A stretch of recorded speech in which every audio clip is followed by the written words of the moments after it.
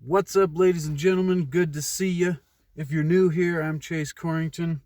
It's been a while, so I'm glad to do a little video. Had a moment here, and I was reading from Wayne Dyer's Your Erroneous Zones, his probably his #1 book, but he's got so many it's impossible to choose. But I figured I'd start from the beginning if I was going to start reading all of his books. And so I came across a little sentiment here that I really thought would be worth recording real quick, and it's happiness and your own IQ. So, happiness and your own IQ. And this is in the chapter Taking Charge of Yourself. It's the first chapter. Taking charge of yourself involves putting to rest some very prevalent myths. At the top of the list is the notion that intelligence is measured by your ability to solve complex problems, to read, write, and compute at certain levels, and to resolve abstract equations quickly. This vision of intelligence predicates formal education and bookish excellence as the true measures of self-fulfillment. It encourages a kind of intellectual snobbery that has brought with it some demoralizing results.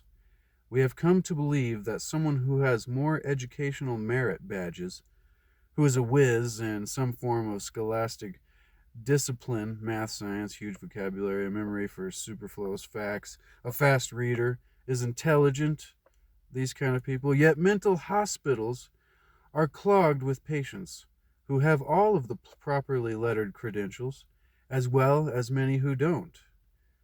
So I'm going to jump in there. It seems that your book smarts, your intelligence level based on formal education, isn't actually a marker for a level of mental health or personal health.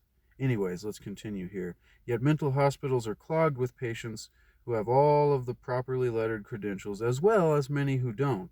A truer barometer of intelligence is an effective, happy life lived each day and each present moment of every day.